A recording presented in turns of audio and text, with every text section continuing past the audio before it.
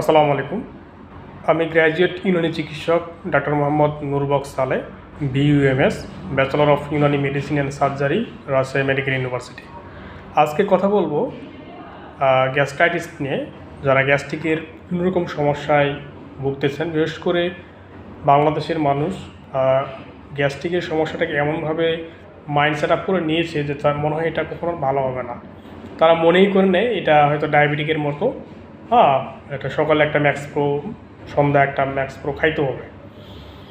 তো আপনাদেরকে বলতে চাই, দেখুন, এই মেডিসিনগুলোকে বলা হয়, আপনার যত রকম মেডিসিন আছে, আপনার ওমিওফ্রাজল, প্যান্টাফ্রাজল, রাবিফ্রাজল, এই ধরনের মেডিসিনগুলো হচ্ছে আপনার পিপিআই মেডিসিন, অর্থাৎ প্রোটন পাম্প ইনহিবিটর মেডিসিন, যেগুলো প্রোটন পাম্পকে ইনহিবিট করার মাধ্যমে হাইড্রোক্লোরিক অ্যাসিডের উৎপন্ন হওয়াকে কমিয়ে দেয়। তো এতে কি হয়, আপনি হয়তো 2 থেকে 4 ঘন্টা ভালো থাকতেছেন, তারপরে আবার কন্টিনিউ আপনাকে মেডিসিনগুলো খাইতে হচ্ছে। বলতে গেলে আপনার যে রুট লেভেলে যে সমস্যাটা, সেটা কিন্তু দূর হচ্ছে না। এখন আপনার এই গ্যাস্ট্রিকের সমস্যা হওয়ার কারণটা কি, যেটাকে মেডিকেলের ভাষায় বলা হয় গ্যাস্ট্রাইটিস, এটা হওয়ার কারণটা কি?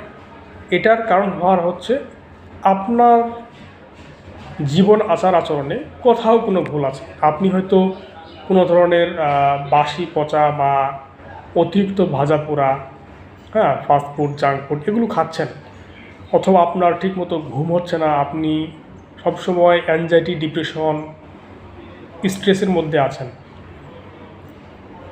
তো আপনার কোথাও না কোথাও ভুল আছে। এই লাইফস্টাইল যদি আপনি চেঞ্জ না করে শুধুমাত্র মেডিসিন নির্ভরশীল হয়ে যায়, আপনারা হয়তো অনেকেই জানেন না যে এই পিপিআই বা এই মেডিসিনগুলো সর্বোচ্চ 6 সপ্তাহ খাওয়া যায়, সর্বনিম্ন হচ্ছে 14 দিন। তো এইগুলো আপনি ডে বাই ডে, মাসের পর মাস, বছর পর বছর আপনি ডেলি খাচ্ছেন। এতে হবে কি, আপনার বিভিন্ন রকম ধরনের সমস্যার সৃষ্টি হবে। বিশেষ করে আপনি যখন এই গ্যাসের মেডিসিনগুলো খাচ্ছেন, তখন কিন্তু আপনার হাইড্রোক্লোরিক অ্যাসিড উৎপন্ন হওয়া কমে যাওয়ার কারণে আপনার যে খাবার যে হজম হতো, সেটা কিন্তু হজম শক্তি কমে যাবে।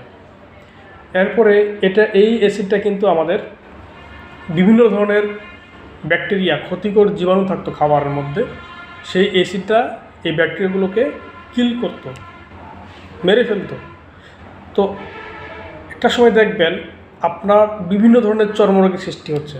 এই যে ব্যাকটেরিয়াগুলো আছে, এগুলো ঠিকমতো মারা না যাওয়ার কারণে এগুলো আপনার শরীরে ব্লাডের মধ্যে মিশে যাচ্ছে, এবং আপনার খাদ্য হজম শক্তি কমে যাওয়ার কারণে আপনার ঠিকমতো আয়রন শোষণ ক্ষমতা হবে না, আপনার ম্যাগনেসিয়ামের শোষণ ক্ষমতা কমে যাবে, আপনার ক্যালসিয়ামের শোষণ ক্ষমতা কমে যাবে। তো দেখা যাচ্ছে যে আপনার আয়রন ডেফিসিয়েন্সি অ্যানিমিয়া হতে পারে। সেখান থেকে আপনার দীর্ঘদিন এই মেডিসিনগুলো খেলে আপনার ম্যাগনেসিয়ামের ঘাটতি হওয়ার ফলে বিভিন্ন রকম ধরনের মেন্টাল ডিসঅর্ডার হতে পারে। এরপরে আপনার ক্যালসিয়ামের শোষণ ক্ষমতা কমে যাওয়ার কারণে অল্প বয়সে আপনি অস্টিও আর্থ্রাইটিস ভুগবেন। তো এই যে নানাবিধ সমস্যা আপনার কিন্তু সৃষ্টি হবে।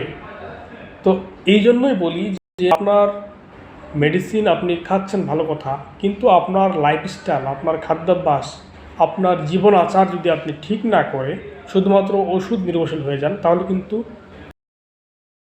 সমস্যাগুলো খুব দ্রুতই আপনি এগুলোর মধ্যে ভোগান্তির মধ্যে পড়তে পারেন। তো এই জন্যই বলবো যে ন্যাচারাল মেডিসিন কিন্তু আবার এই গ্যাস্ট্রিকের সমস্যার জন্য অনেক ভালো ফলাফল দেয় অন্যান্য সকল পেথি থেকেও। আপনার যে এনভায়রনমেন্ট সৃষ্টি হয়েছে আপনার অ্যাসিড সিক্রেশনের জন্য, সেটা কিন্তু ব্যালেন্সে চলে আসবে।